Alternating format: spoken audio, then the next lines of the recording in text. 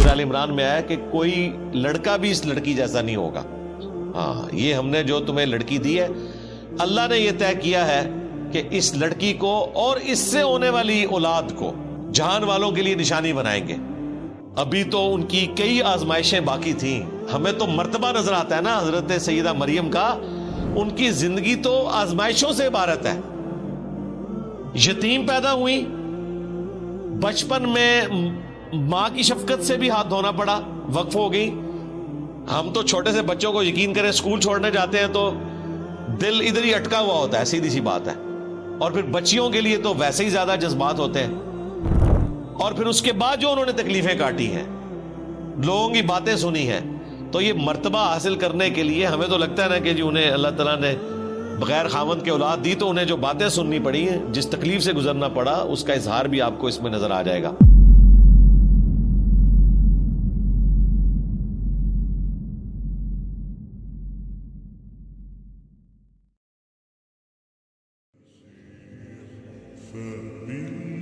اب سیدہ مریم کا ذکر خیر ہونے جا رہے ہیں اگلی آیات کے اندر.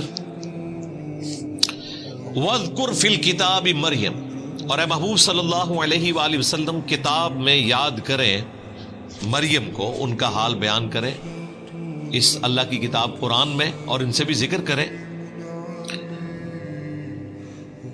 اِذِ انتبذت من اہلہا مکانا شرقیہ, جب وہ اپنے گھر والوں سے الگ ہو گئیں ایک مکان میں جو مشرق کی جانب تھا. یہ آج بھی حجرہ یروشلم میں موجود ہے, مشرقی کونا.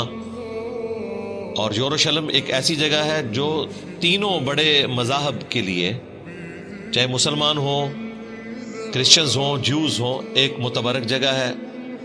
مسلمان اس لیے جاتے ہیں, وہ قبلہ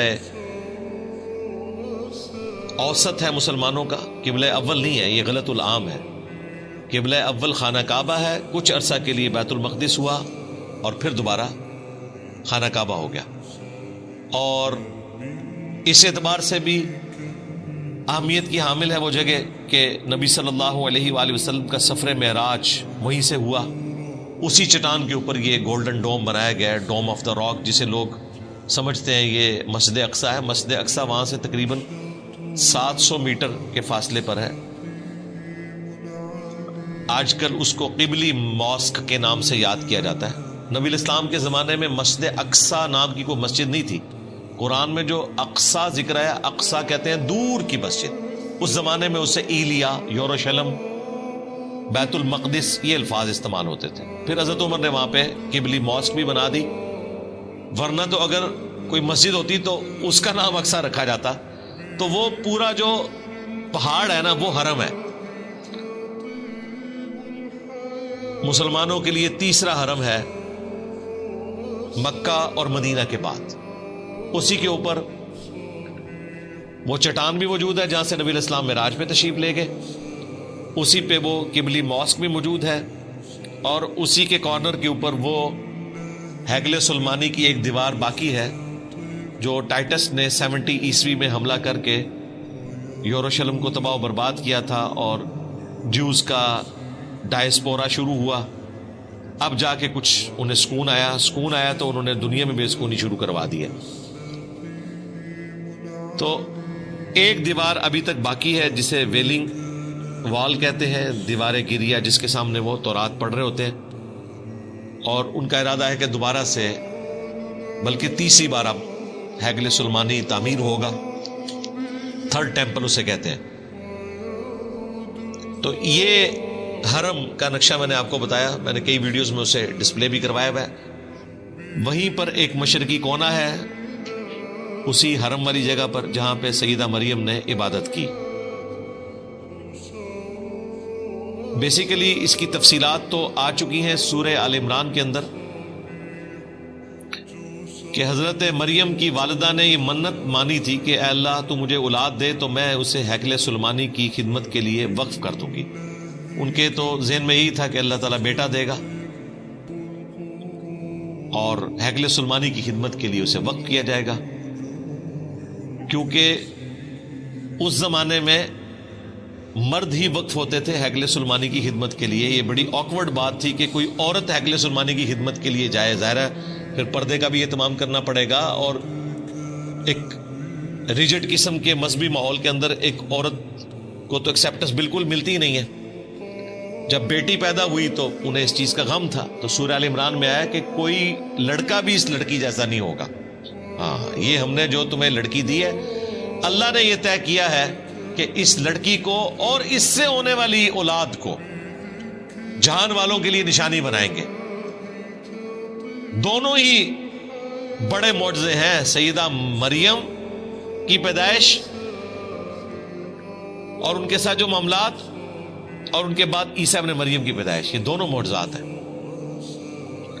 حضرت مریم کے والد عمران تھے جو بنی اسرائیل کے پیغمبر تھے، وہ تو فوت ہو گئے. سیدہ مریم بعد میں پیدا ہوئی. ان کی کفالت پھر ان کے خالوص سیدنا زکریا علیہ السلام نے کی. اس کا ذکر بھی سورہ آل عمران میں گزر چکا. تو وہاں پہ یہ تفصیل ہے کہ سیدہ مریم خود ایک دعا کے نتیجے میں پیدا ہوئی، لیکن مانگا لڑکا تھا، نکل آئی لڑکی. تو اللہ تعالیٰ نے کہا کہ کوئی لڑکا بھی اس لڑکی جیسا نہ ہوتا، اس کو وقف کرو. اب یہ بڑی حیران کن بات تھی کہ ان کو وقف کرنا ہے، تو اس کے لیے پھر ظاہر ہے الگ سے ایک حصہ بنایا گیا. وہاں پہ جتنے پریسٹ تھے، پادری تھے، مذہبی طبقہ، یا آج کل آپ سمجھ لیں جس طرح مدرسے کے طالب علم، تو وہ جس جگہ پہ بیٹھے تھے وہاں پہ تو اس چھوٹی بچی کو نہیں بٹھایا جا سکتا، اور بچی بھی چھوٹی سی. جب وہ چلنے پھرنے کے قابل ہوئی ہیں بمشکل 7-8 سال کی عمر میں، تو ان کو پھر وہاں پہ وقف کر دیا گیا تھا. پانی بھر کے لاتی تھی. وہ میں نے آپ کو بتایا، ایران والوں نے جو مریم مقدس فلم بنائی ہے نا، یقین کریں بندے کے آنسو نہیں رکتے. انہوں نے جو اس کو فلمایا ہے، مجھے پہلی دفعہ اس کو دیکھ کر احساس ہوا ہے کہ یہ غیر معمولی معاملہ ہے. ماں باپ پہ کیا کیفیت گزری، باپ تو نہیں تھے، خالو تھے، ان پہ کیا کیفیت گزری، اور والدہ پہ کیا کیفیت گزری. اس تکلیف کا کوئی اندازہ نہیں کر سکتا. پھر انہیں جو تیکھی باتیں سننی پڑتی تھی مدرسے کے طالب علموں کی طرف سے. طالب علم تو ایک دوسرے کو نہیں چھوڑتے ہیں، تو ایک چھوٹی بچی اس کے اوپر ظلم کرتے تھے، مارتے تھے، پیٹتے تھے، اور اس سے ضرورت سے زیادہ کام لیتے تھے. ان کے لیے الگ سے پھر ایک حجرہ حضرت زکریا علیہ السلام نے بنایا جس میں وہ عبادت کرے تاکہ ان کا انٹریکشن ان کے ساتھ نہ ہو. ابھی تو ان کی کئی آزمائشیں باقی تھیں. ہمیں تو مرتبہ نظر آتا ہے نا حضرت سیدہ مریم کا، ان کی زندگی تو آزمائشوں سے عبارت ہے. یتیم پیدا ہوئی، بچپن میں ماں کی شفقت سے بھی ہاتھ دھونا پڑا، وقف ہو گئی. ہم تو چھوٹے سے بچوں کو یقین کریں اسکول چھوڑنے جاتے ہیں تو دل ادھر ہی اٹکا ہوا ہوتا ہے، سیدھی سی بات ہے. اور پھر بچیوں کے لیے تو ویسے ہی زیادہ جذبات ہوتے ہیں. اور پھر اس کے بعد جو انہوں نے تکلیفیں کاٹی ہیں، لوگوں کی باتیں سنی ہیں، تو یہ مرتبہ حاصل کرنے کے لیے ہمیں تو لگتا ہے نا کہ جی انہیں اللہ تعالیٰ نے بغیر خاوند کے اولاد دی، تو انہیں جو باتیں سننی پڑی ہیں، جس تکلیف سے گزرنا پڑا، اس کا اظہار بھی آپ کو اس میں نظر آ جائے گا. اللہ تعالیٰ فرماتا ہے کہ وہ الگ ہو گئی ایک مکان میں جو مشرق کی جانب تھا، ایک حجرہ بنایا گیا. فَاتَّخَذَتْ مِن دُونِهِمْ حِجَابًا، پس بنا لیا انہوں نے لوگوں سے ہٹ کر ایک الگ پردے میں جگہ. اب اگلی آزمائش شروع ہو گئی ہے. فَأَرْسَلْنَا إِلَيْهَا رُوحَنَا، پس ہم نے ان کے پاس بھیجا اپنی طرف سے ایک روح، یعنی حضرت جبرائیل علیہ السلام کو، ہولی گوسٹ کہہ لیں، روح مقدس کہہ لیں، جبرائیل علیہ السلام. فتمثل لها بشرا سویا، تو وہ ان کے سامنے ایک انسان کی شکل میں ظاہر ہوئے ان کے حجرے کے اندر. ان کے حجرے میں کوئی مرد نہیں جاتا تھا. وہ جب حجرے میں عبادت کر رہی تھی تو انہوں نے دیکھا کہ ایک نوجوان سامنے آ کے کھڑا ہو گیا. اب دیکھیں کتنی پرہیزگار عورت تھی. قالت، انہوں نے کہا، انی اعوذ بالرحمن منک ان کنت تقیا، میں رحمان کی پناہ میں آتی ہوں اگر تو واقعی پرہیزگار ہے، تو میں اپنے آپ کو رحمان کی پناہ میں دیتی ہوں. اس کو بھی تنبیہ کی اور اس سے پناہ نہیں مانگی، اللہ سے پناہ مانگی. قال انما انا رسول ربک، تو حضرت جبرائیل نے پھر بتایا میں تو تیرے رب کا رسول ہوں، انسانی شکل میں ہوں. ان کے لیے تو کوئی اٹریکشن نہیں کسی عورت میں، فرشتوں کا تو کوئی جینڈر ہی نہیں ہے، نہ مرد نہ عورت، ان کا تو جینڈر ہی کوئی نہیں ہے، انہیں تو کوئی لینا دینا نہیں اس چیز سے. تو انہوں نے کہا میں تیرے رب کا رسول ہوں. لِأَهَبَ لَكِ غُلَامًا زَكِيًّا، اور میں آیا ہوں تاکہ میں تمہیں عطا کروں ایک پاکیزہ فرزند. اب یہ واقعہ ہمیں انجیل میں بھی ملتا ہے، لیکن وہ جس انداز میں بیان ہوا ہے اور یہ جس انداز میں بیان ہوا ہے زمین و آسمان کا فرق ہے. اسی لیے جیمی سوگارٹ کے ساتھ جب مناظرہ ہوا تھا احمد دیدار صاحب کا، تو انہوں نے کہا کہ آپ اسے پڑھو اور پھر بتاؤ آپ اپنے بچوں کو اس واقعے کا وہ ورژن دو گے جو قرآن میں موجود ہے، یا وہ جو تمہاری انجیل میں موجود ہے کہ وہ جو لڑکا ہے وہ ڈھانپ لیتا ہے سیدہ مریم کو، اور یعنی وہ اس طریقے سے اسے پریزنٹ کیا ہے جو ایک مرد و عورت کا ایک تعلق والا معاملہ ہے، اس طریقے سے اسے پریزنٹ کیا. حالانکہ ایسا نہیں تھا، بس سامنے آئے تھے، بشارت دی، خوشخبری لے کر آئے تھے. یہاں پر وہ چیز بھی کلیئر ہوگی کہ نبی الاسلام سے پہلے غیر انبیاء کی طرف بھی فرشتے آ جایا کرتے تھے، انہیں بھی کشف ہو جاتا تھا، الہام ہو جاتا تھا. اگرچہ یہ ایک بہت ایکسٹراڈنری کیس ہے حضرت موسیٰ علیہ السلام کی والدہ اور عیسیٰ علیہ السلام کی والدہ کا، چونکہ وہ پیغمبروں کی مائیں تھیں، ان کے ساتھ تو ایک کیس ہوا. ان کے سوا بھی کیس ہو جایا کرتا تھا کہ غیر نبی سے بھی فرشتہ کلام کر لیتا تھا، لیکن ختم نبوت کی برکت سے اب یہ معاملہ اس امت میں بین ہو چکا ہے. تو حضرت جبرائیل علیہ السلام نے کہا کہ میں تمہیں بشارت دینے والا ہوں ایک پاکیزہ بچے کی. اس میں الفاظ ہیں تاکہ میں تمہیں عطا کروں ایک پاکیزہ فرزند. اب دیکھیں دین تصوف کے ماننے والوں نے اس میں سے نکالا کہ اگر حضرت جبرائیل بیٹا دے سکتے ہیں تو پیر بھی بیٹا دے سکتے، اور انہوں نے ظاہری الفاظ پکڑے کہ میں آیا ہوں اس لیے کہ تاکہ تمہیں بیٹا دوں. بیٹا دوں سے مراد یہ ہے کہ بیٹے کی بشارت دو، کیونکہ بعد میں آ رہا ہے کہ وہ اللہ نے دینا ہے. حضرت جبرائیل علیہ السلام تو کسی کو بیٹا نہیں دے سکتے، وہ تو صرف وہی لے کر آئے تھے.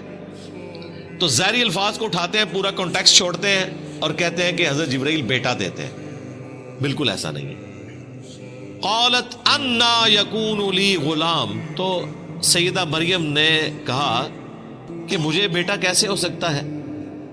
وَلَمْ يَمْسَسْنِي بَشَرٌ وَلَمْ أَكُ بَغِيًّا، جبکہ مجھے کسی مرد نے آج تک ہاتھ نہیں لگایا شوہر کی حیثیت سے، اور نہ ہی میں کوئی بدکار عورت ہوں. اور اللہ تعالیٰ کا طریقہ ہے کہ مرد و عورت کے ازدواجی تعلق کے بغیر نسل انسانی یوں نہیں چلتی، تو مجھے اولاد کیسے ہو جائے گی. اب یہ ایک ایکسٹراڈنری چیز تھی.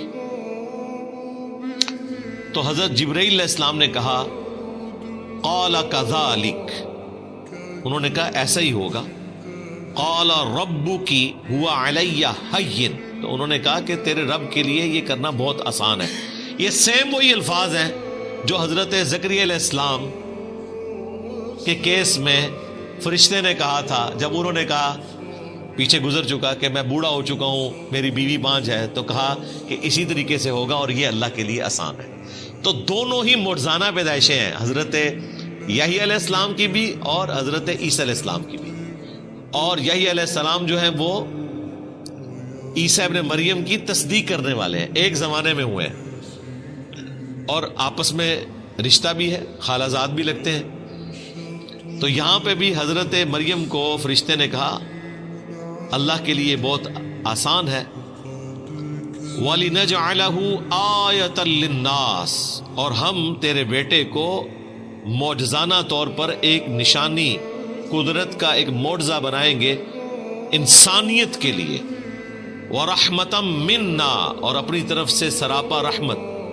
وَكَانَ أَمْرًا مَقْضِيًّا، اور یہ ایک ایسی بات ہے جس کا فیصلہ ہو چکا ہے، یہ اللہ کی تقدیر میں طے پا چکا ہے کہ آپ کو معجزانہ طور پر اولاد دی جائے گی اور یہ اولاد انسانیت کے لیے ایک نشانی ہوگی۔ اللہ تعالیٰ کا ایک پلان تھا کہ ہم نے ایک انسان ایسا بھی پیدا کرنا ہے کہ جس کی ماں ہو اور باپ نہ ہو۔ ویسے تو آدم علیہ السلام کے کیس میں ان سے بھی بڑا ورژن ہے، ان کی تو ماں اور باپ دونوں نہیں تھے، ان کو تو اللہ تعالیٰ نے خاص اپنے ہاتھوں سے بنایا جیسا کہ ہاتھ اس کی قدرت کے لائق ہیں۔ ہم اس کے لیے یوں تشبیہ بھی بیان نہیں کرتے۔ اپنی طرف سے روح پھونکی۔ اسی لیے سورہ آل عمران میں اللہ تعالیٰ نے کرسچنز کو سمجھاتے ہوئے کہا ہے کہ عیسیٰ کی مثال اللہ کے حضور آدم کی سی ہے کہ اس کو ہم نے مٹی سے بنایا، کن فیکون ہو گیا۔ تو اللہ تعالیٰ کے لیے کوئی مشکل نہیں ہے۔ اگر آدم علیہ السلام اللہ کے بندے ہیں، جن کو کرسچنز بھی کہتے ہیں کہ وہ اللہ کے بندے ہیں، تو عیسیٰ ابن مریم بدرجہ اولا اللہ کے بندے ہیں، کیونکہ آدم علیہ السلام کی ماں اور باپ دونوں کو ہی نہیں تھے۔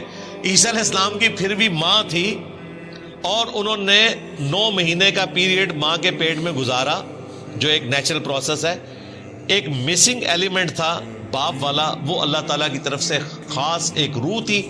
اسی لیے سورۃ النساء میں آیا کہ عیسیٰ ابن مریم روح من ہے، اللہ کی خاص روح ہے۔ ویسے تو ہمارے اندر بھی اللہ کی روح ہے، روح سے مراد اللہ کی مخلوق روح، لیکن عیسیٰ ابن مریم خاص روح ہے کیونکہ وہاں باپ والا ایلیمنٹ مسنگ ہے۔ وہ خاص روح ہے کہ صرف ماں سے پیدا ہوئے اور جہان والوں کے لیے ان کو نشانی بنانا تھا۔ فحملتہ، تو وہ اس کے ساتھ پریگنٹ ہو گئی، حاملہ ہو گئی، یعنی کہ حضرت عیسیٰ ابن مریم کو معجزانہ طور پر اللہ تعالیٰ نے روح پھونک کر، جیسا کہ اس کی شان کے لائق ہے، رحم مادر میں ایک جنین کی شکل میں رکھ دیا۔ پھر اس کے بعد انہوں نے 9 مہینے کا پیریڈ گزارا، جو ایک نیچرل پروسیس ہے۔ فانتبذت بہ مکانا قصیا، تو وہ اس بچے کو لے کر ایک دور کی جگہ پر چلی گئی۔ ظاہر ہے کہ وہاں پر جو پریگنینسی کے دوران تکلیف اٹھانی پڑتی ہیں ایک عورت کو، تو وہ ایک سمبل ہوتا ہے جس سے لوگ جج کر لیتے ہیں، اور وہ تو وہاں پر عبادت کر رہی تھی، لوگوں نے طرح طرح کی باتیں کرنی تھی، تو آپ کو اللہ تعالیٰ کی طرف سے یہ چیز القاء کی گئی کہ اب آپ اس جگہ کو چھوڑ کر کسی دور بیابان جنگل میں چلے جائیں۔ دونوں ماں بیٹا، یعنی کہ سیدہ مریم اسی پریگننٹ فارم میں تشریف لے گئی، اور اللہ تعالیٰ نے ان کے لیے معجزانہ طور پر خوراک کا بندوبست کیا، کیونکہ اب وہ کسی کے پاس کھانے کے لیے تو نہیں جا سکتی تھی۔ 9 مہینے تک انہوں نے کھجور اور پانی کے اوپر گزارا کیا۔ کھجور ایک پرفیکٹ غذا ہے، ظاہر ہے۔ ایک کھجور کے اندر 2 روٹیوں کے برابر کیلوریز موجود ہوتی ہیں، اور تازہ کھجوریں اللہ تعالیٰ کی طرف سے اور تازہ پانی کا چشمہ اللہ تعالیٰ کی طرف سے 9 مہینے کے لیے بہا دیا گیا۔ جس بھی وہ جنگل کے پورشن میں تھی اس کا ذکر ہے۔ فَأَجَاءَهَا الْمَخَاضُ إِلَى جِذْعِ النَّخْلَةِ، پس وہ جو پریگنینسی کا درد تھا، وہ تکلیف انہیں لے آئی ایک کھجور کے تنے کے پاس۔ این ممکن ہے کہ وہ سادہ تنا تھا، اللہ تعالیٰ نے معجزانہ طور پر اس کے اوپر کھجوریں ان کے لیے اگا دیں، یا وہ پہلے سے درخت موجود تھا، بہرحال ایک غیر معمولی چیز ہے۔ تو وہ اس درخت کے ساتھ ٹیک لگا کے بیٹھ گئی۔ اب انہوں نے اپنی تکلیف کا اظہار کیسے کیا؟ قالت، انہوں نے عرض کیا اللہ کے حضور، یا لیتنی مت قبل ھذا، اے کاش میں یہ دن دیکھنے سے پہلے مر گئی ہوتی۔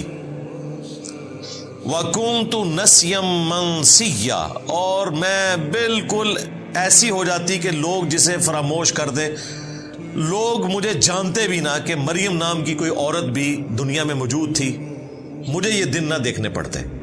اب یہ بڑی حیران کن بات ہے کہ آپ کو حضرت جبرائیل علیہ السلام بشارت دے رہے ہیں، تو آپ کی تو خوشی کی انتہا نہیں ہونی چاہیے تھی، لیکن بہرحال انسان ہے، انسان کے ساتھ وہ سارے کے سارے لوازمات لگے ہوئے ہیں، انسان لوگوں کی باتوں سے تکلیف کا شکار بھی ہوتا ہے۔ تو سیدہ مریم کو بھی اس تکلیف کا احساس ہوا کہ میں اب لوگوں کا سامنا کیسے کروں گی کہ بغیر شادی کے مجھے اولاد ہو گئی، تو لوگ طرح طرح کی باتیں کریں گے۔ اس تکلیف کے احساس نے انہیں آہوزاری کرنے پر مجبور کیا اللہ کے حضور کہ کاش آج سے پہلے میں مر چکی ہوتی، یہ دن نہ مجھے دیکھنے پڑتے اور میں بھولی بسری ہو جاتی۔ نسیم منسیہ۔ اب اس مبارک آیت میں بھی منکرین احادیث کا رد ہے، جو احادیث میں آئے ہوئے واقعات کا مذاق اڑاتے ہیں کہ یہ کیسے ہو گیا۔ یہی بات اگر صحیح بخاری یا مسلم میں لکھی ہوتی تو انہوں نے مذاق اڑانا تھا، یہ کیسے ہو گیا کہ سیدہ مریم کو فرشتہ بشارت دے اور اس کے بعد پھر وہ کہ میں کاش مر گئی ہوتی، بھولی بسری ہو جاتی، یہ ہو ہی نہیں سکتا۔ ہمیں اگر حضرت جبرائیل بشارت دے ہم تو خوشی کے مارے پھولے نہیں سمائیں گے، تو سیدہ مریم ایسی باتیں کیسے کر سکتی تھی؟ انہوں نے مذاق اڑانا تھا، اور وہ جینون ہوتا گیون سرکمسٹانسز میں۔ لیکن اس کا جواب کیا ہے؟ یہ بھی حقیقت ہے کہ انسان بہرحال انسان ہے، اس نے لوگوں کو فیس کرنا ہوتا ہے، تکلیف کا شکار انسان ہو جاتا ہے۔ اب دیکھیں وہ صحابہ کرام جو جنگ سے پہلے اپنی جان نچھاور کرنے کے لیے تیار تھے، ان میں سے کئی اصحاب غزوہ احد میں چھوڑ کر چلے گئے، اور قرآن میں اس واقعے کا ذکر بھی ہوا، اور 2 دفعہ اللہ تعالیٰ نے سورہ آل عمران میں ان کی معافی کی اناؤنسمنٹ بھی کر دی۔ لیکن واقعہ تو بہت بڑا ہے۔ آج اگر دقت نظر سے دیکھا جائے کہ یہ کیسے ہو سکتا ہے کہ جانثار لوگ نبی الاسلام کو چھوڑ جائیں، کچھ آخری وقت تک ساتھ رہے، کچھ چھوڑ کر بھی چلے گئے، لیکن آج کی ڈیٹ میں معاف ہو چکا۔ یہ بھی بشری تقاضا تھا، یہ ہو سکتا ہے۔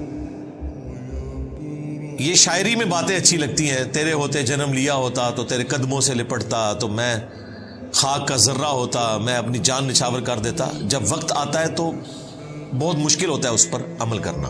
آج دیکھ لیں کتنے لوگ ہیں جو فجر کی نماز کے لیے اٹھتے ہیں، انہوں نے نبی الاسلام کے لیے اپنی جان قربان کرنی تھی، جو بسترے کی قربانی نہیں دے سکتے۔ تو یہ جذباتی باتیں، پریکٹیکلی انسان تکلیف سے گزرتا ہے۔ تو یہاں پر بھی سیدہ مریم کا یہ کہنا یہ ایک بشری تقاضا تھا، انسان ہے۔ جب انہوں نے یہ فریاد کی تو اللہ تعالیٰ نے اس پہ انہیں کوئی ڈانٹا نہیں ہے، بلکہ فرشتے کے ذریعے بشارت دی۔ فَنَادَاهَا مِن تَحْتِهَا، تو ایک فرشتے نے نیچے سے پکارا، کسی اونچی جگہ پر ہوں گی، نیچے فرشتہ سامنے ظاہر ہوا، اس نے ان کو پکار کر بشارت دی، اللہ تحزنی، کہ مت غم کھاؤ، قد جعل ربکی تحتکی سریہ، بے شک تیرے رب نے تیرے لیے نیچے ندی رواں کر دی ہے۔ اب یہ معجزانہ طور پر ڈھارس تھی، اسی وقت کوئی ندی چلی ان کے لیے، اسی درخت کے نیچے جہاں پر وہ بیٹھی ہوئی تھی۔ ظاہر ہے ان کے لیے پریگنینسی میں موومنٹ کرنا بھی مشکل تھا۔ اور دیکھیں دوسرا معجزہ یہ ظاہر ہوا، وَهُزِّي إِلَيْكِ بِجِذْعِ النَّخْلَةِ، اور یہ جو کھجور کا تنا ہے نا، اس کو اپنی طرف ہلاؤ۔ اب مجھے بتائیں بڑا آدمی بھی کسی کھجور کے تنے کو نہیں ہلا سکتا، تو عورت کیسے ہلائے گی؟ بس معجزانہ طور پر تھا، بس ہاتھ ہی رکھا انہوں نے، ہلکا سا اسے ہلایا، کیا وہ ہلا بھی نہیں ہوگا؟ اتنا وہ سخت درخت ہوتا ہے۔ معجزانہ طور پر ہوا۔ تساقط علیکی رطبا جنیہ، تو یہ تنا آپ کے اوپر پکی ہوئی کھجوریں گرانا شروع کر دے گا۔ عین ممکن ہے کوئی خشک تنا تھا، اس پہ کھجوریں لگ گئی اسی وقت، معجزانہ طور پر ندی تو رواں ہوئی ہے۔ اب 2 تفاسیر کی گئی ہیں۔ ایک تفسیر جو قرآن میں فٹ ان بیٹھتی ہے وہ یہی ہے کہ یہ کسی فرشتے نے ہی کہا۔ بعض لوگ اس طرف گئے ہیں کہ حضرت عیسیٰ علیہ السلام نے کلام کیا ان کی گود میں، لیکن یہ دور کی بات ہے. اس کی وجہ یہ ہے کہ یہ بات تو آنی تھی 9 مہینے کے بعد. وہ 9 مہینے میں انہوں نے کس طرح اپنا وقت پاس کیا، تو یہ بات زیادہ مضبوط ہے کہ فرشتے نے ندا کی جب وہ پریگننٹ حالت میں جا کے تنے کے ساتھ ٹیک لگا کے بیٹھ گئی اور انہوں نے اللہ کے حضور فریاد کی، تو اللہ تعالیٰ نے فرشتے کے ذریعے بشارت دی کہ آپ کے لیے میٹھے پانی کی ندی ہے اور یہ درخت کا تنا، آپ بس اسے تھوڑا سا ہلائیں، ہاتھ لگانے کی دیر ہے، آپ کے اوپر پکی ہوئی کھجوریں گریں گی جو ایک پرفیکٹ غذا ہے، پانی بھی اور کھجوریں بھی. فَكُلِي وَاشْرَبِي، تو کھاؤ اور پیو، اس میں سے پرفیکٹ غذا ہے. وَقَرِّي عَيْنًا، اور اپنی آنکھوں کو ٹھنڈا کرو. کس کے ذریعے؟ جو بچہ پیدا ہونے والا ہے اس کے تصور سے کہ یہ معجزانہ پیدائش ہے. وجیہن فی الدنیا والآخرہ ومن المقربین، اور جب پیدا ہو گیا تو ماں کے اندر ایک اٹریکشن ہے نیو بورن بیبی کے لیے. ماں کو چھوڑتے ہیں آپ، چھوٹے بچے ذرا موٹر بائکس پہ بیٹھے ہوئے دیکھیں، آپ کے اپنے بچے بھی نہیں ہوتے پھر بھی اتنی اٹریکشن ہوتی ہے. چھوٹے بچوں میں اللہ تعالیٰ نے اٹریکشن رکھی ہے. انسان نہیں، بلی کا بچہ دیکھ لیں، مرغی کا چوزا دیکھ لیں، ایک نیچرل اللہ تعالیٰ نے اٹریکشن کا معاملہ رکھتی ہے. تو اپنی آنکھوں کو ٹھنڈا کرو اپنے بچے کو دیکھ کر. فَإِمَّا تَرَيِنَّ مِنَ الْبَشَرِ أَحَدًا، اور تم اگر کسی آدمی کو دیکھو، کوئی آدمی نظر آئے جو تمہارا جاننے والا ہو، اور ظاہر ہے وہ پوچھے گا مریم کب شادی ہوئی اور یہ بچہ کہاں سے آ گیا، کیا چکر ہے، تو تم نے اس کے جواب میں کیا کرنا ہے؟ فَقُولِي إِنِّي نَذَرْتُ لِلرَّحْمَنِ صَوْمًا، تو پھر تم نے اس بندے سے کہنا ہے کہ میں نے رحمان کے لیے روزے کی منت مان رکھی ہے. فَلَنْ أُكَلِّمَ الْيَوْمَ إِنسِيًّا، تو میں آج کسی انسان سے گفتگو نہیں کروں گی. اب یہ حیران کن بات ہے، یہ بات کس طرح کی جائے گی؟ اگر وہ گفتگو کرتی ہیں تو چپ کا روزہ ٹوٹ گیا. اب اگر یہ جملہ بخاری شریف میں موجود ہوتا یا میں اپنی ویڈیو میں کہتا تو انہوں نے کہنا تھا دیکھیں اس میں لٹریچر کی غلطی ہے، یہاں ہونا چاہیے تھا کہ تم نے اشارے سے کہنا ہے. یہ الفاظ کیوں آئے؟ فقولی، تو تم نے کہنا ہے، یہ تو الفاظ ہی نہیں ہونے چاہیے تھے. اس طرح لوگ نا بال کی کھال اتارتے ہیں، تو قرآن میں بھی اتاری جا سکتی ہے، لیکن ہم پورے کانٹیکسٹ میں اس کو دیکھتے ہیں کہ پیچھے ایک پریسیڈنٹ سیٹ ہے.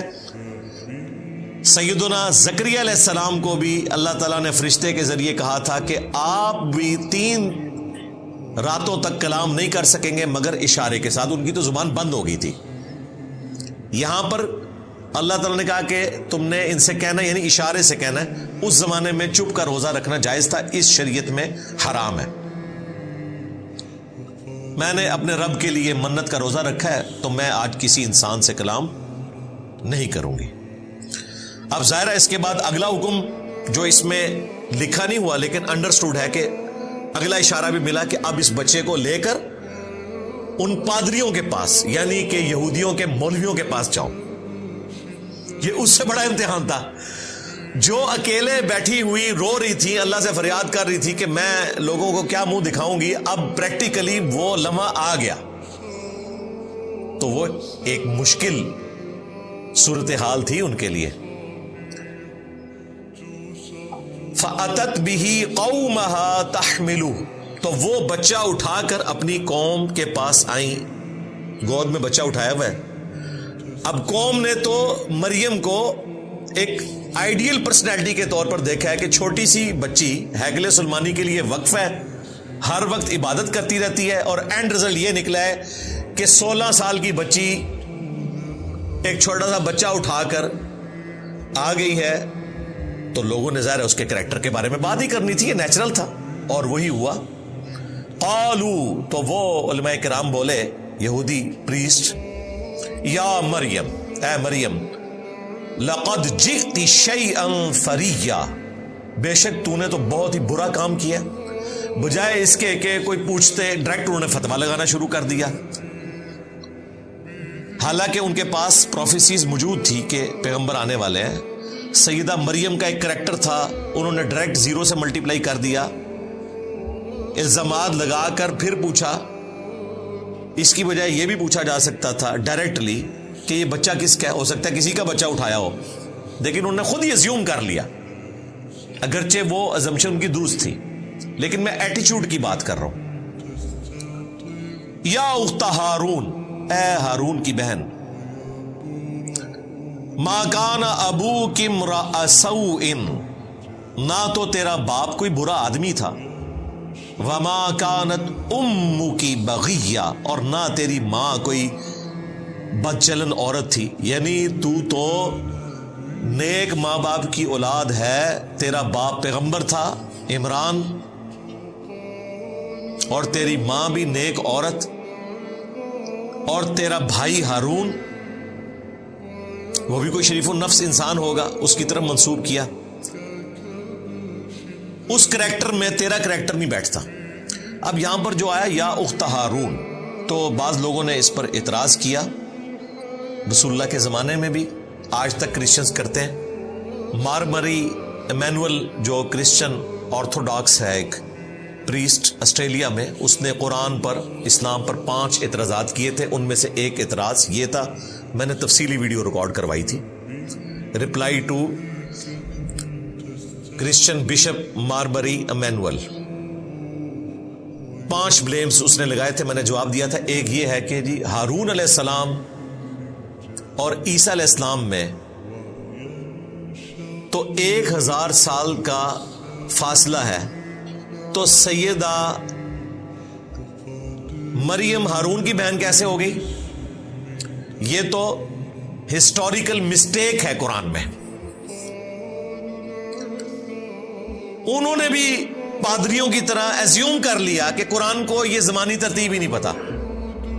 حالانکہ قرآن حکیم میں سورہ آل عمران میں, سورۃ المائدہ میں انبیاء کی زمانی ترتیب کا بھی ذکر ہوا ہے. سورۃ الحدید میں بھی کئی جگہ, جس میں اللہ تعالیٰ نے ترتیب کے ساتھ بیان کیا کہ ہم نے ابراہیم علیہ السلام کو, پھر ان کی اولاد میں سے اسحاق, اور ان کی اولاد کو پیغمبری عطا فرمائی, اور پے در پے رسول آتے رہے, یہاں تک کہ عیسیٰ ابن مریم کو ہم نے بھیجا.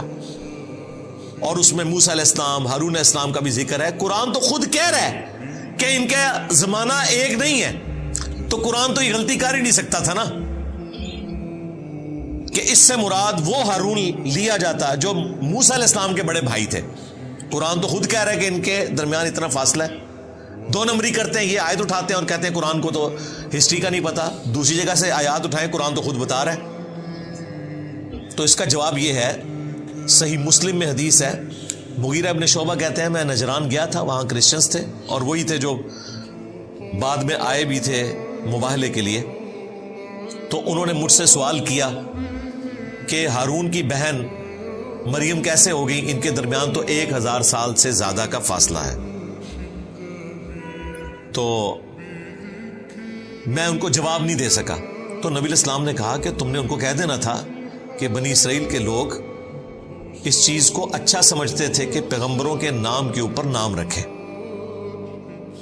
تو اتنا تو تم کامن سینس یوز کر سکتے تھے کہ یہاں ہارون علیہ السلام سے مراد موسیٰ علیہ السلام کے بھائی نہیں ہے. اب یہ حیران کن بات ہے کہ ہارون علیہ السلام اور موسیٰ علیہ السلام کے والد کا نام بھی عمران ہے, اور سیدہ مریم کے والد کا نام بھی عمران ہے. تو اس چیز کی وہ پلی لیتے ہیں, بھئی یہ پلی لی جائے تو تم بھی مانتے ہو کہ دونوں کے والد عمران ہیں, تو کیا تم بھی ایک زمانہ مان رہے ہو ان کا؟ نہیں. تو وہ وہی جواب دیں گے جو نبی علیہ السلام نے دیا کہ انبیاء کے ناموں کے اوپر نام رکھے جاتے تھے, نیک بندوں کے ناموں کے اوپر نام رکھے جاتے تھے, اور وہ لیگیسی اس امت میں بھی چلی ہے. ہم لوگ بھی پریفر کرتے ہیں کہ انبیاء کے ناموں کے اوپر نام رکھیں. اس وقت دنیا میں سب سے زیادہ نام محمد ہے, وہ اسی وجہ سے ہے کہ نبی علیہ السلام کی طرف نسبت ہے. مسلمان ابراہیم بھی رکھتے ہیں, موسیٰ بھی رکھتے ہیں, عیسیٰ بھی رکھتے ہیں الحمدللہ. تو بنی اسرائیل میں بھی یہ طریقہ تھا کہ نبیوں اور نیک لوگوں کے نام کے اوپر نام رکھے جاتے تھے. تو نبی علیہ السلام نے کہا کہ تم نے کہہ دینا تھا کہ بنی اسرائیل انبیاء اور نیک لوگوں کے ناموں کے اوپر اپنے بچوں کے نام رکھا کرتے تھے. تو اس سے یہ پتہ چلا کہ سیدہ مریم کا کوئی بھائی تھا جس کا نام ہارون تھا. یہاں ہارون سے مراد موسیٰ علیہ السلام کے بھائی نہیں ہے. بعض علماء نے اس کا کمزور جواب دیا کہ یا اخت ہارون سے مراد اسی طریقے سے ہے جیسا کہ قرآن حکیم میں جگہ جگہ ذکر ہوا. پیغمبر کے کیس میں لوط کے بھائیوں نے، نوح کے بھائیوں نے، یعنی اس قوم میں سے ہی پیغمبر ہوتا ہے تو بھائی کے رشتے سے بات کی جاتی ہے، اگرچہ وہ فرق تو ہے امتی کا اور پیغمبر کا. تو یہاں بھائی سے مراد یہ ہے کہ سیدہ مریم ہارون علیہ السلام کی اولاد میں سے تھیں، اس وجہ سے یا اخت ہارون کہا گیا. لیکن وہ اپنے زمانے کے لیے تو درست ہے، قرآن میں ایسی کوئی نظیر نہیں ملتی کہ اولاد میں ہو اس کے لیے بھی کہا جائے کہ ہارون کے بھائیوں میں سے یا موسیٰ کے بھائیوں میں سے. اس طرح کی کوئی مثال نہیں ملتی. یہ کمزور جواب ہے. جواب وہی ہے جو صحیح مسلم کے اندر آیا ہے. ڈاکٹر ذاکر نائک نے بھی اس کا جواب دیا تھا، لیکن چونکہ ان کو اس طریقے سے حدیث کا نالج نہیں تھا تو انہوں نے کہا کہ المصنف ابن ابی شیبہ میں ایک روایت موجود ہے. اور روایت کون سی بیان کی؟ جو مسلم شریف میں ہے. انہیں نہیں پتا تھا یہ صحیح مسلم میں ہے. تو میں نے اپنی ویڈیو میں بھی کہا تھا کہ مصنف ابن ابی شیبہ سے تو ضرورت ہی نہیں، وہ روایت مسلم شریف میں ہے جو مین سٹریم کی 6 کتابوں میں آتی ہے. تو مصنف تک تو ہم تب پہنچیں گے جب یہاں ہمیں کوئی دلیل نہ ملے. تو سیم حدیث صحیح مسلم میں موجود ہے جو اس مسئلے کو کلیئر کر دیتی ہے کہ یا اخت ہارون سے مراد یہ ہے کہ ہارون علیہ السلام کے نام پر مریم سلام اللہ علیہا کا کوئی بھائی تھا جس کا نام ہارون تھا. البتہ ہماری ایک ماں ہے سیدہ صفیہ، ان کے بارے میں بخاری مسلم میں آتا ہے غزوہ خیبر کے موقع پر وہ لونڈی بنا کر لائی گئیں.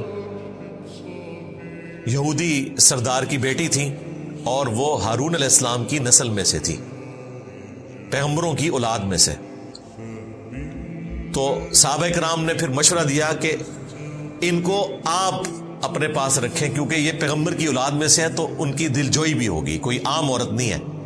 تو نبی علیہ السلام نے اتنی دلجوئی فرمائی کہ سیدہ صفیہ کو آزاد کر دیا اور ان کی آزادی ان کا حق مہر ٹھہرا اور انہیں اپنے عقد میں لے لیا نکاح کر کے بجائے لونڈی بنانے کے. مزید پروٹوکول دیا، ان کی وہ غلامی بھی ختم کر دی اور انہیں آزاد کر کے اپنے عقد میں لیا اور ہماری ماں بن گئی سیدہ صفیہ بنت حیی بن اخطب. حیی ابن اخطب یہ یہودی سردار تھا جو مارا گیا. پھر اللہ تعالیٰ نے معجزانہ طور پر سیدہ صفیہ کی ڈھارس بندھائی. یہ نان مسلم بھی اعتراض کرتے ہیں کہ وہ عورت جس کا باپ، بھائی، رشتہ دار ایک دن میں قتل ہوئے ہوں، وہ عورت اسی دن کس طریقے سے کسی ایسے شخص کے عقد میں جا سکتی ہے کہ جس کی وجہ سے سارے قتل ہوئے، یعنی خود رسول اللہ صلی اللہ علیہ وآلہ وسلم. تو ایسا نہیں ہے، وہ احادیث موجود ہیں. ان کو اللہ تعالیٰ نے بشارت دے دی تھی کہ آپ آخری پیغمبر کی بیوی بننے والی ہیں. تو پہلے دن ہی اللہ تعالیٰ نے ان کے دل کو رسول اللہ کی طرف کر دیا تھا، اگرچہ اس دن ان کا باپ قتل ہوا تھا، باقی رشتہ دار قتل ہوئے تھے. پھر بھی نبی علیہ السلام کی طرف مائل ہوئیں اور انہوں نے فوراً اسلام قبول کر لیا اور نبی علیہ السلام کی وہ زوجہ بن گئی. اور ان کا قد چھوٹا تھا، اونٹ پہ بیٹھ نہیں سکتی تھی، تو نبی علیہ السلام نے اپنے مبارک گھٹنے کو رکھا اور اس پہ پاؤں رکھ کے وہ اونٹ پر سوار ہوئی. اس سے یہ پتا چلا کہ نبی علیہ السلام اپنی بیویوں کو کتنا پروٹوکول دیتے تھے اور اپنے پیچھے سوار کیا. یہاں کراچی کے ایک مفتی نے بات کی تھی کہ جی وہ موٹر بائک کے پیچھے ایک ٹانگ ادھر کر کے اور ایک ٹانگ ادھر کر کے بیٹھنا یہ عجیب سی، پھر بڑے اس نے عجیب و غریب غلیظ قسم کے الفاظ استعمال کیے تھے. تو میں نے کہا تھا کہ اللہ کے بندے یہ تو سنت ہے.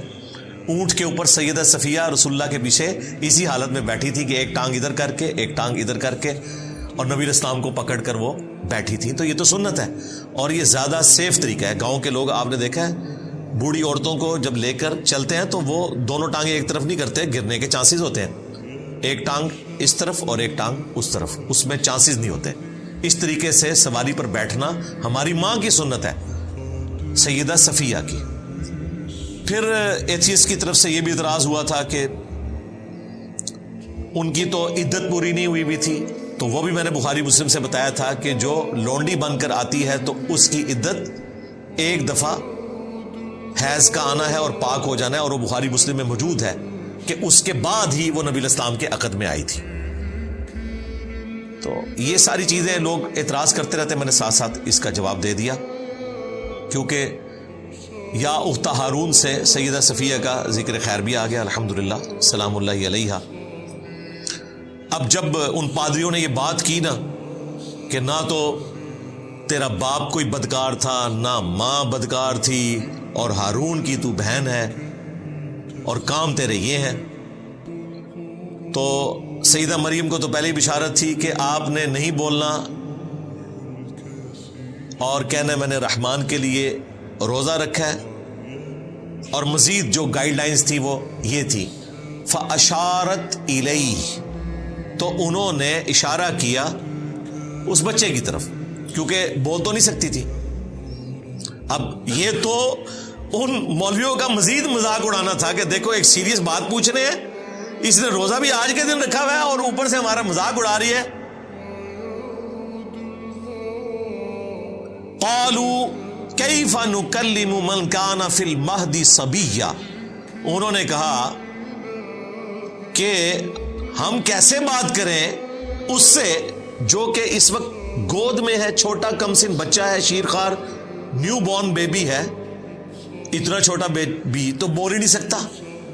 تو اگر تم یہ کہنا چاہ رہی ہو کہ اس سے پوچھیں تو یہ کیسے بولے گا. بس اس کے بعد سیدہ مریم کو کچھ کرنے کی ضرورت نہیں پڑی, اب بول پڑے ہیں عیسیٰ ابن مریم. اور یہ سیدنا عیسیٰ علیہ السلام کا معجزہ ہے. عیسیٰ علیہ السلام جیسی کوئی پرسنالٹی نہیں ہے. یقین کریں ان کی پیدائش معجزہ, ان کا بچپن میں بولنا معجزہ, ان کا وہ معجزات دکھانا جو خدائی کام ہے, مردوں کو زندہ کرنا, مٹی کی مورت میں پھونک مارنا اور وہ پرندہ بن جانا, جو اندھے ہیں انہیں شفا دینا اللہ کے عزت سے, کوڑی کے مریضوں کو شفا دینا, پھر ان کا دنیا سے اٹھایا جانا معجزہ, اور سب سے بڑھ کر کئی سو سال سے 2000 سال ہو چکے ہیں ابھی تک, اب پتہ نہیں کتنے اور گزرنے ہیں, آسمانوں پر زندہ رہنا معجزہ اور دوبارہ اترنا معجزہ. تو معجزہ ہی معجزہ ہے. عیسیٰ ابن مریم ڈیزرو کرتے تھے کہ اگر انسانیت میں کسی کو خدا کا بیٹا کہا جائے تو وہ عیسیٰ ابن مریم ہو. یہ اللہ نے آزمائش بنا دیا, لیکن وہ اللہ کے پیغمبر تھے, اللہ کے بندے تھے. اور دیکھیں یہاں پر بھی وہی بات ہے, قال انی عبد اللہ, تو بچہ بول پڑا بے شک میں اللہ کا بندہ ہوں. پہلی بات اللہ کا بندہ. آتانی الکتاب, اس نے مجھے کتاب دی ہے انجیل. وجعلنی نبیا, اور مجھے نبی بھی بنا دیا ہے, یعنی مبعوث بھی ہو گئے چھوٹی عمر میں. ویسے تو عموماً 40 سال کی عمر میں انبیاء کو مبعوث کیا جاتا ہے, میچورٹی کی ایج میں. موسیٰ علیہ السلام ہمارے پیغمبر صلی اللہ علیہ وآلہ وسلم 40 سال کی عمر میں مبعوث ہوئے, اللہ کی حفاظت میں تھے, لیکن مبعوث 40 سال کی عمر میں. اور یہاں پر نیو بورن بیبی مبعوث بھی ہو گیا ہے اور گفتگو کر رہے ہیں. وَجَعَلَنِي مُبَارَكًا أَيْنَمَا كُنْتُ, اور اس نے مجھے بابرکت بنایا ہے میں جہاں بھی چلا جاؤں. تو جناب آپ رومن امپائر جو بت پرست تھے ان کی حکومت میں اگر بادشاہت تھی تو عیسیٰ ابن مریم کی تھی. لا علاج مریضوں کو ٹھیک کر دیتے تھے. جس شہر میں چلے جاتے تھے ہزاروں کا مجمع لگ جاتا تھا, لوگ اپنے مریضوں کو لے کے آتے تھے. تو جس طرف چلا جاؤں مبارک ہوں میں. کوڑ کے مریض ہیں, ہاتھ پیرا ٹھیک ہو گئے. نابینا آئے ہیں, ہاتھ پیرا ٹھیک ہو گئے. اتنے بڑے بڑے معجزات. اور بیسیکلی یہ اس لیے تھا کہ بنی اسرائیل کے آخری پیغمبر تھے سیدنا عیسیٰ ابن مریم، اور اللہ نے فیصلہ کر لیا تھا کہ بنی اسرائیل نے اپنے پیغمبروں کے ساتھ جو بے وفائیاں کی ہیں، ناحق انہیں قتل کیا، انہیں تکالیف دی، تو اب میں ان کے اوپر عذاب کا کوڑا ایسا مسلط کروں گا کہ وہ قیامت تک چلے گا۔ ضربت علیہم الذلہ والمسکنہ وباؤوا بغضب من اللہ، ان کے اوپر ذلت، مسکنت اور اللہ کا غضب ہے قیامت کے دن تک کے لیے۔ بلکہ یہاں تک آیا قرآن میں کہ تاریخ میں ایسے لوگ آتے رہیں گے جو تم پر اللہ کی طرف سے عذاب مسلط کرتے رہیں گے۔ ہٹلر کی شکل میں عذاب مسلط ہوا کیونکہ انہوں نے اپنی روش نہیں چھوڑی۔ یہ واحد کیس ہے کہ پیغمبر آیا ہے مسلمانوں کی طرف، ورنہ انبیاء کرام رسول آتے تھے کافروں کی طرف۔ وہاں تو عذاب سمجھ آتی ہے کہ نوح علیہ السلام کو ماننے والے مسلمان، نہ ماننے والے کافر۔ عیسیٰ ابن مریم یہودی النسل ہے، بنی اسرائیل ہے، آئے کس کی طرف ہے؟ مسلمانوں کی طرف۔ یہودی تو مسلمان تھے اس وقت تک، لیکن ان مولویوں نے، پادریوں نے، مولوی اس لیے کہ مسلمانوں کے تھے، ان کو ماننے سے انکار کر دیا، کیونکہ وہ ان کی غلطیاں نکالتے تھے کہ حرام خوریاں چھوڑو۔ وہ آپ مریم مقدس فلم دیکھیں، اور ایک اور فلم ہے یسوع مسیح کے اوپر، وہ بھی کئی اقساط کے اوپر ہے، ایران والوں نے بنائی ہے۔ اس میں آپ یہ منظر دیکھیں گے، وہ جہاں جاتے ہیں لوگ پہنچ جاتے ہیں، اور پھر بیت المقدس میں جب عیسیٰ ابن مریم جاتے ہیں اور دیکھتے ہیں کہ وہاں پہ جناب سودی لین دین ہو رہا ہے، مسجد کو بازار بنایا ہوا ہے، تو ان کی حمیت جاگ اٹھتی ہے۔ وہ سب کی ٹیبلز اکھاڑ کے پرے پھینکتے ہیں، ہر چیز تتر بتر کر دیتے ہیں اللہ کی حمیت کی وجہ سے، اور وہاں کھڑے ہو کر پھر وہ توحید کا خطبہ دیتے ہیں کہ تم ابراہیم کے ماننے والے ہو، ابراہیم تو یہ کچھ نہیں کرتے تھے، ابراہیم کا نام بیچ رہے ہو تم۔ اب وہاں بیٹھے ہوئے تھے بابے، اور یہ ہے 25 سال کا نوجوان، کہاں سے وہ دعوت قبول کرے؟ ان کے قتل کے فتوے جاری کیے، اللہ تعالیٰ نے انہیں زندہ آسمانوں پر اٹھا لیا، اور پھر اس کے بدلے میں اللہ تعالیٰ نے ان کے اوپر عذاب مسلط کیا، کیونکہ عیسیٰ ابن مریم بنی اسرائیل کے آخری پیغمبر تھے۔ کسی بھی بنی اسرائیل کے یہودی کو، یعنی کہ اس وقت کے مسلمان کو، شک بھی نہیں رہا اس بات میں کہ یہ پیغمبر ہیں یا نہیں۔ سب نے اتنے بڑے معجزات دیکھ لیے، کوئی انسان کر ہی نہیں سکتا مردوں کو زندہ کرنا۔ یہ تو وہ معجزہ ہے جو بنی اسرائیل کے کسی پیغمبر نے نہیں کیا ہوا تھا، یہ معجزہ تو ابراہیم علیہ السلام کے پاس نہیں تھا، کوئی شک نہیں تھا۔ اس کے باوجود دیکھیں صرف 12 بندوں نے حضرت عیسیٰ ابن مریم کی دعوت کو قبول کیا،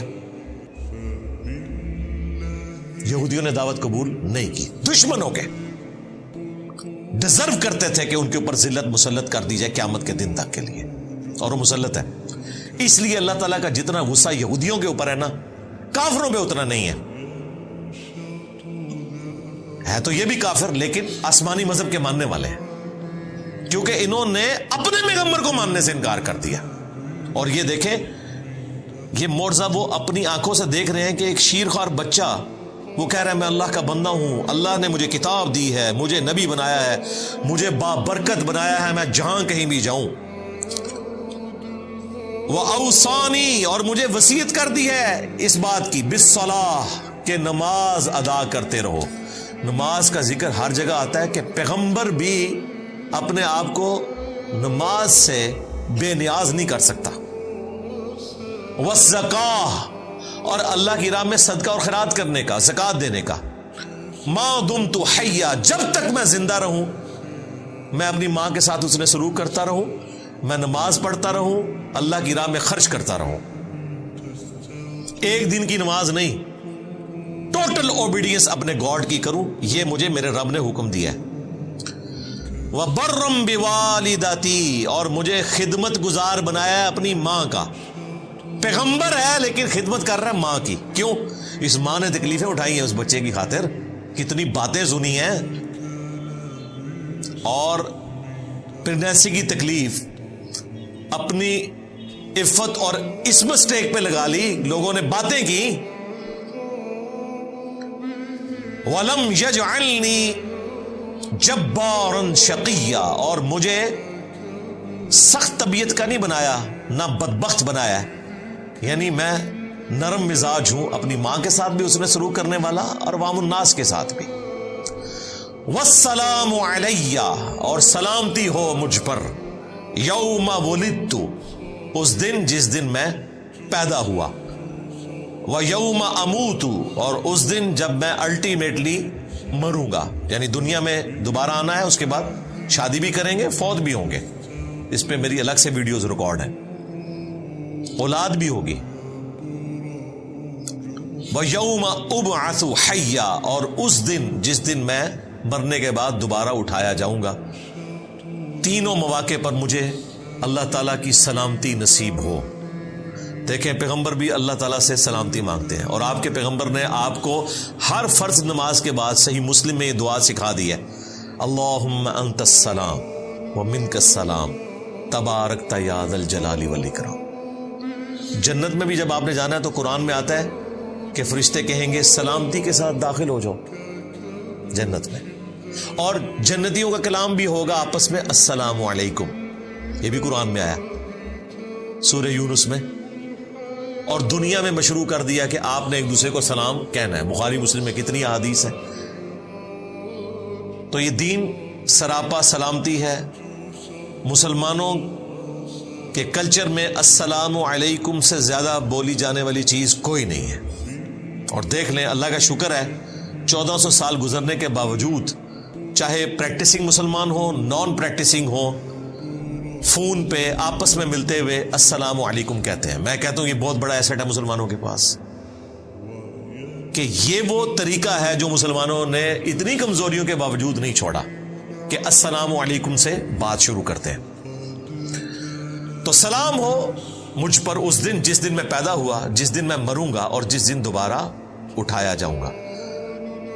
اب ڈاکٹر طاہر القادری صاحب نے اس آیت کو ولادت مصطفیٰ صلی اللہ علیہ وآلہ وسلم منانے کی دلیل بنایا ہے۔ وہ کہتے ہیں دیکھیں نبیوں کی جو ولادت کا دن ہے وہ سلامتی کا دن ہے، اور جو اس سے درس مل رہا تھا واقعے سے وہ لوگوں نے فراموش کر دیا۔ اس میں سے یہ ایک ٹکڑا اٹھایا اور اس میں رنگ بھی خود بھر دیے۔ اس میں کہاں لکھا ہوا ہے کہ عیسیٰ علیہ السلام کے ماننے والے جو ہیں وہ ان کی پیدائش کا دن منائے؟ وہ تو اپنے لیے دعا کر رہے ہیں کہ اے اللہ مجھ پہ سلامتی ہو جس دن میں پیدا ہوا، جس دن میں مروں گا، جس دن میں اٹھایا جاؤں گا۔ اور یہ دعا تو ہر مسلمان کو مانگنی چاہیے۔ سلامتی کی دعا ہم ہر وقت مانگتے ہیں، فرض نماز کے بعد مانگتے ہیں، موت کے وقت بھی سلامتی ہے، اور قیامت کے دن بھی سلامتی، پل صراط پر بھی سلامتی۔ تو اس کا کوئی لینا دینا نہیں ہے اس میلاد کے ساتھ۔ ویسے صحیح مسلم حدیث ہے نبی الاسلام میلاد مناتے تھے سال بعد نہیں، ہر مہینے نہیں، ہر ہفتے پیر کا روزہ رکھ کے۔ 2750 نمبر حدیث ہے۔ پوچھا گیا کیوں رکھتے ہیں؟ فرمایا فیہ ولدت وفیہ انزل علیہ، اس دن میں پیدا ہوا، اس دن مجھ پر پہلی وحی نازل ہوئی، اس کی خوشی میں میں روزہ رکھتا ہوں۔ یعنی جشن قرآن اور جشن ولادت مصطفیٰ صلی اللہ علیہ وآلہ وسلم منانے کا سنت طریقہ ہے پیر کا روزہ رکھنا۔ That's all. ذالک عیسی ابن مریم، یہ ہیں عیسیٰ ابن مریم، قول الحق الذی فیہ یمترون، سچی بات جس میں لوگ جھگڑا کرتے ہیں، یہ ہے سٹیٹس عیسیٰ ابن مریم کا۔ جھگڑا کیا کرتے ہیں؟ کہتے ہیں خدا کا بیٹا، کیونکہ مرزانہ طور پر پیدا ہوئے، روح من ہے، تو اللہ تعالیٰ نے کہا کہ یہ پوری سٹوری ہے، اس طرح وہ پیدا ہوئے، اس کے پیچھے اللہ کا ڈیوائن پلان یہ تھا۔ ان کا سٹیٹس یہ ہے کہ وہ اللہ کے بندے ہیں۔ سورہ آل عمران میں آیا کہ عیسیٰ کی مثال اللہ کے حضور آدم کی سی ہے، کن فیکون کر کے جس طرح آدم کو پیدا کیا عیسیٰ کو بھی پیدا کر دیا۔ اور حیران کن بات ہے کرسچنز آدم علیہ السلام کو اللہ کا بندہ ہی مانتے ہیں، حالانکہ وہ بڑے گاڈ ہونے چاہیے۔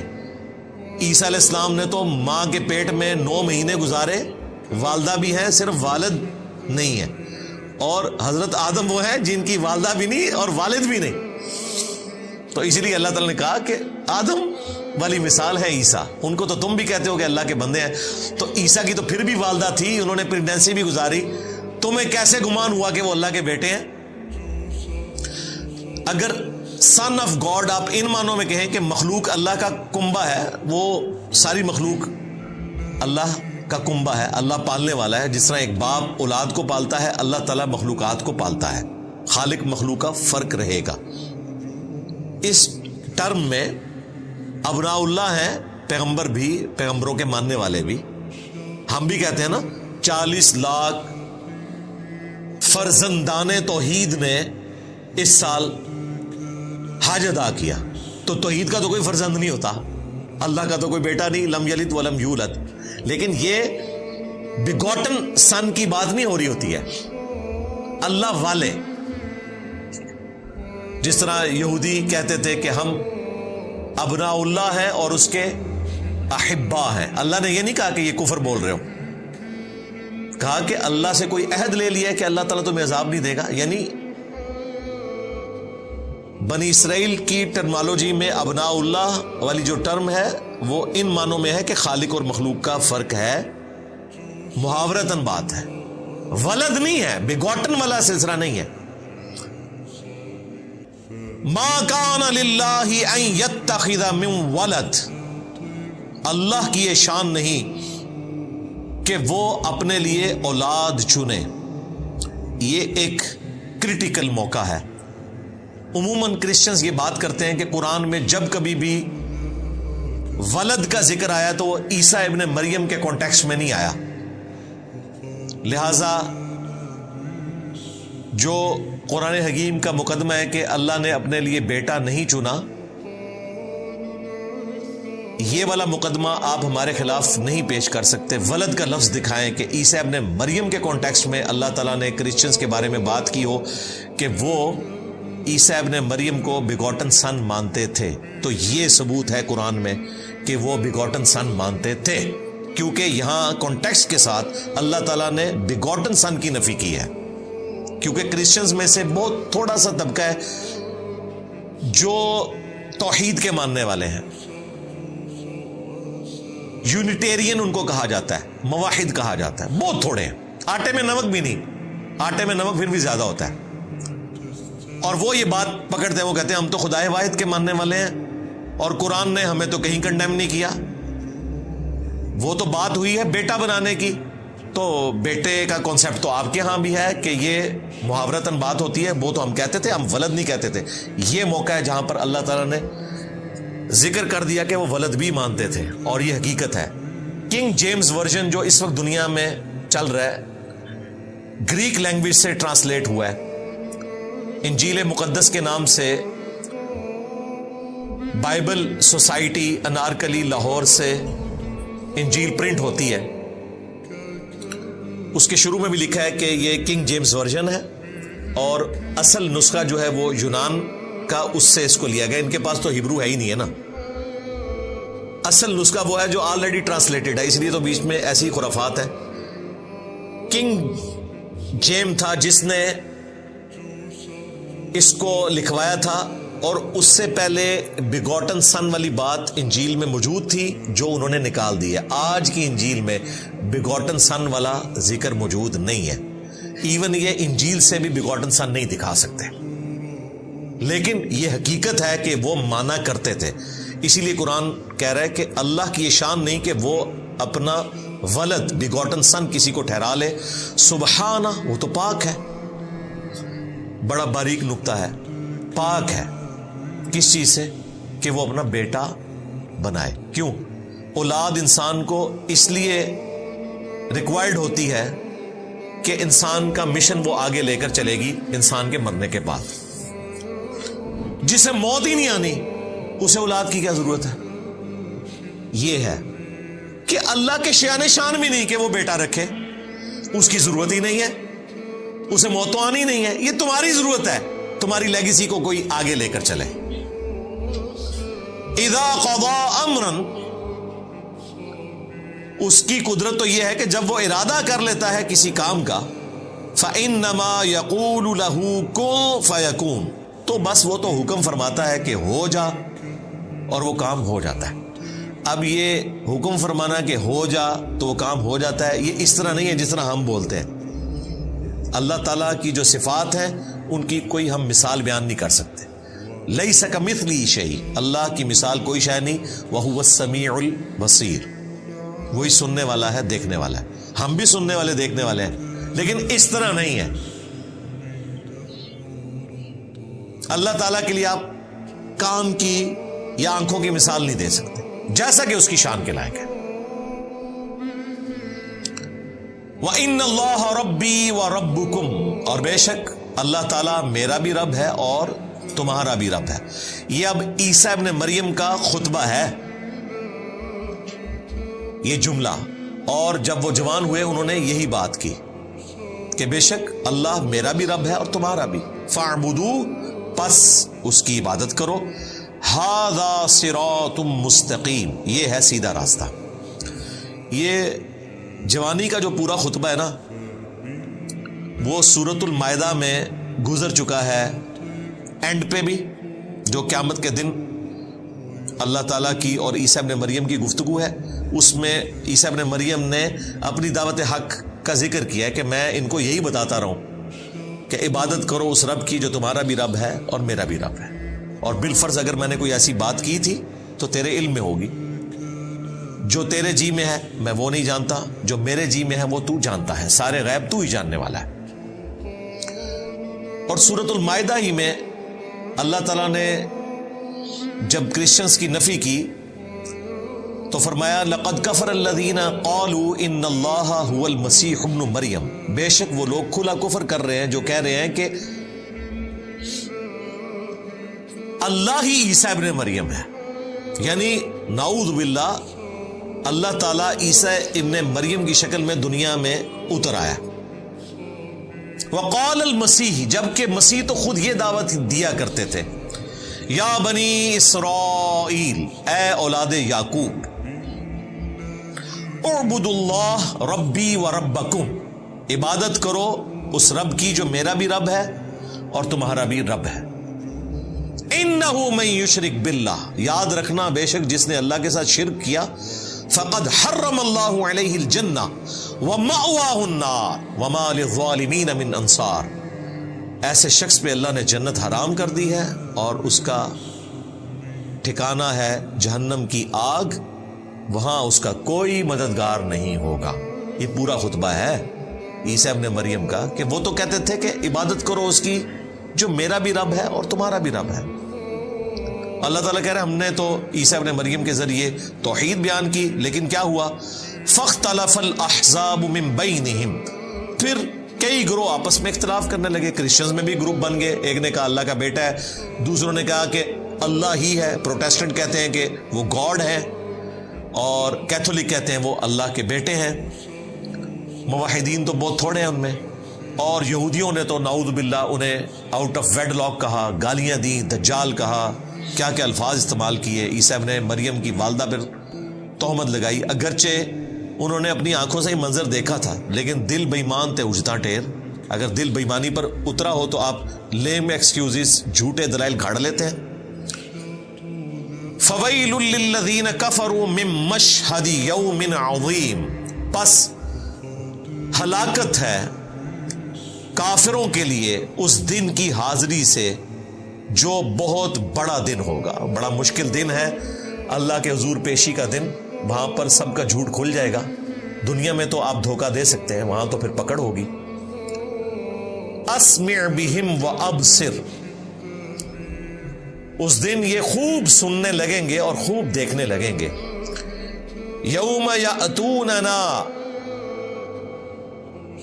لیکن الظالمون اليوم فی ضلال مبین، جس دن وہ اللہ کے حضور حاضر ہوں گے، ان کے کان بھی کام کر رہے ہوں گے، آنکھیں بھی کام کر رہی ہوں گی، لیکن یہ ظالم آج کھلی گمراہی میں، یعنی اللہ تعالیٰ فرما رہا ہے آج تو یہ گمراہی کا سودا بیچ رہے ہیں، لیکن قیامت کے دن ان کی آنکھیں بھی کھلی ہوں گی، کان بھی کھلے ہوں گے، دنیا میں بھی ویسے کھلے ہوئے ہیں، لیکن ان کانوں کو آنکھوں کو یوز نہیں کر رہے، مکرے بنے ہوئے ہیں۔ جیسے ہمارے استاد ڈاکٹر صاحب کہا کرتے تھے، ڈاکٹر اسرار صاحب رحمہ اللہ، کہ جو شخص سویا ہوا ہے اسے تو آپ جگا سکتے ہیں، اور جو آنکھیں بند کر کے لیٹا ہے اس کی تو نیت ہی نہیں اٹھنے کی، آپ اسے نہیں اٹھا سکتے۔ تو یہ علماء یہود وہ تھے جن کی آنکھیں بند تھیں، انہیں پتا تھا کہ اس پیغمبر نے آنا ہے، مسایہ آئیں گے، لیکن وہ مسایہ آگے چلا گیا، آج تک انتظار میں ہے۔ اب جب جھوٹا مسایہ آئے گا، مسیح الدجال، یہ ہے یسوع مسیح عیسیٰ ابن مریم، وہ ہوگا مسیح الدجال، دجل کرنے والا مسیح، کیونکہ کرتب تو وہ بھی دکھا لے گا، یہ تو معجزات ہے، اس کو بھی اللہ تعالیٰ طاقتیں دے گا، بارش برسائے گا، مردے کو زندہ بھی کر دے گا، اس کو یہ پھر اپنا پیشوا مان لیں گے۔ اور جو اصل میں مسایہ تھا وہ آ کے چلا گیا، اس کی قدر نہیں کی، وہ مسایہ اب آئے گا ان کے مسائے کو قتل کرنے کے لیے۔ اور یہ حکمت ہے۔ عیسیٰ ابن مریم کے بارے میں لوگ پوچھتے ہیں کہ انہوں نے ہی کیوں دوبارہ دنیا میں آنا ہے؟ اس لیے کہ رسولوں کے کیس میں ہمیشہ قومیں جب ہلاک ہوتی تھیں تو رسولوں کے سامنے رسولوں کو وہ عذاب دکھایا جاتا تھا کہ یہ آپ کے منکر تھے، دیکھیں ان پر ہمارا عذاب آیا۔ عیسیٰ ابن مریم نے اپنے مخالفین کو ہلاک ہوتے نہیں دیکھا۔ یہ واحد کیس ہے کہ پیغمبر کو اللہ نے اٹھا لیا، ورنہ ہوتا تھا کہ پیغمبر اور ان کے ماننے والے بچا لیے جاتے تھے۔ نوح علیہ السلام ان کے ماننے والے، لوط علیہ السلام ان کی ماننے والی بیٹیاں، شعیب علیہ السلام کے ماننے والے، اور ان کی نگاہوں کے سامنے ان کی قوم کو برباد کر دیا جاتا تھا، آسمان سے عذاب آتا تھا۔ عیسیٰ علیہ السلام کے کیس میں بھی ایسا ہونا چاہیے تھا، لیکن ایسا نہیں ہوا۔ عیسیٰ علیہ السلام کو اللہ نے اٹھا لیا۔ اب عیسیٰ علیہ السلام آئیں گے اور عذاب کی آخری قسط بنو اسرائیل کو اپنے ہاتھوں سے دیں گے، اور اللہ تعالیٰ بنو اسرائیل کو ان کی غلط حرکات کے عذاب کا مزہ چکھائے گا، ان کی طرف بھیجے ہوئے آخری پیغمبر عیسیٰ ابن مریم کے سامنے۔ وہ بنی اسرائیل کے لیے آخری پیغمبر ہے۔ اتنے بڑے معجزات کے ساتھ آئے، لوگوں نے ان کا انکار کیا۔ آج تک بڑی حقارت سے نام لیتے ہیں عیسیٰ ابن مریم کا۔ وہ مسلمان ہیں جو ان کو عزت دیتے ہیں، جیوز تو اتنی سخت نفرت کرتے ہیں۔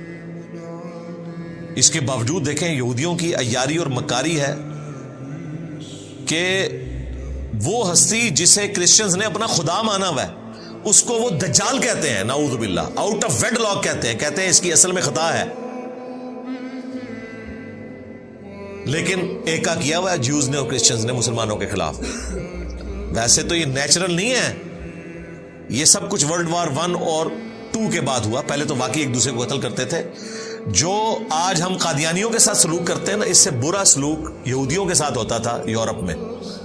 انہیں اتوار والے دن نکلنے کی اجازت نہیں ہوتی تھی، بڑی بڑی دیواریں تھیں، سائیڈ پہ ان کو بستیاں دی ہوئی تھی، وہیں پر وہ اندر ہی رہتے تھے، اور ڈیوڈ سٹار انہوں نے وہ 6 کونوں والا بنانا ہوتا تھا تاکہ دور سے پہچانے جائیں کہ یہ یہودی ہیں۔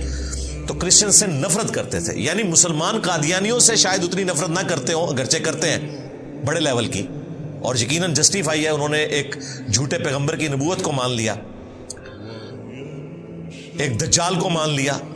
اس سے زیادہ نفرت کرتے تھے کرسچنز یہودیوں کے ساتھ۔ یہ تو انہوں نے عیاری اور مکاری اور پیسے کے زور کے اوپر انہیں اپنے قابو میں کر لیا۔ آپ امیجن کریں، خدا نہ خواستہ ہمارے پیغمبر کو کسی نے قتل کیا ہو، ہم قیامت تک اس کی نسلوں سے بھی نفرت کریں گے، تھوکیں گے ان کے منہ کے اوپر۔ تو ان کا وہ پیغمبر نہیں، ان کا خدا قتل کیا ہوا ہے یہودیوں نے۔ وہ تو یہی کہتے ہیں نا، سولی چڑھ گئے، ہمارے نزدیک زندہ اٹھائے گئے، تو اس لیے ان کا ایکا ہو ہی نہیں سکتا تھا۔ تو عذاب کی آخری قسط آئے گی عیسیٰ ابن مریم کے ذریعے۔ وَأَنذِرْهُمْ يَوْمَ الْحَسْرَةِ إِذْ قُضِيَ الْأَمْرُ، تو آپ اے محبوب صلی اللہ علیہ وآلہ وسلم انہیں ڈر سنائیے اس حسرت اور ندامت کے دن کا جس دن فیصلہ ہو جائے گا ہر ایک کا۔ وَهُمْ فِي غَفْلَةٍ وَهُمْ لَا يُؤْمِنُونَ، اور آج یہ لوگ غفلت میں ہیں اور ایمان نہیں لاتے، حق بات کو قبول نہیں کرتے۔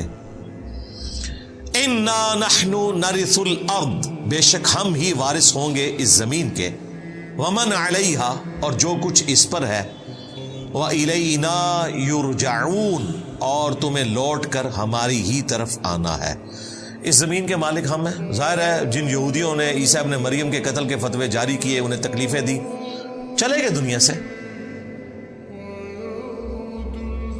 اللہ ہی زمین کا وارث ہے۔ اللہ تعالیٰ نے بعد میں مسلمانوں کو یہ زمین عطا فرما دی، اور قرب قیامت میں اللہ تعالیٰ کی طرف سے عذاب کا کوڑا جب یہودیوں پر برسے گا تو عیسیٰ ابن مریم اور ان کے ماننے والوں کو حکومت مل جائے گی۔ اور الٹیمیٹلی قیامت کے دن تو اللہ ہی بادشاہ ہے. لمن الملک اليوم للہ الواحد القہار. قیامت کا دن اللہ فرمائے گا آج کس کی بادشاہت ہے؟ کوئی جواب دینے والا نہیں ہوگا. سب انسان، سب پیغمبر، سب جن، سارے فرشتے مر چکے ہوں گے، ایک اکیلا اللہ ہوگا اور اپنی بات کا جواب وہ خود دے گا. آج اس قہار کی حکومت ہے جو سب پر چھایا ہوا ہے، اکیلا قہار چھایا ہوا. پھر اللہ تعالیٰ دوبارہ سے لوگوں کو زندہ کرے گا. الحمدللہ یہاں پر عیسیٰ ابن مریم کا ذکر خیر مکمل ہوا اور ان کی والدہ سیدہ مریم کا علیہم السلام. سلام علی عیسیٰ سلام علی مریم سبحان ربک رب العزت عما یصفون وسلام علی المرسلین والحمد للہ رب العالمین.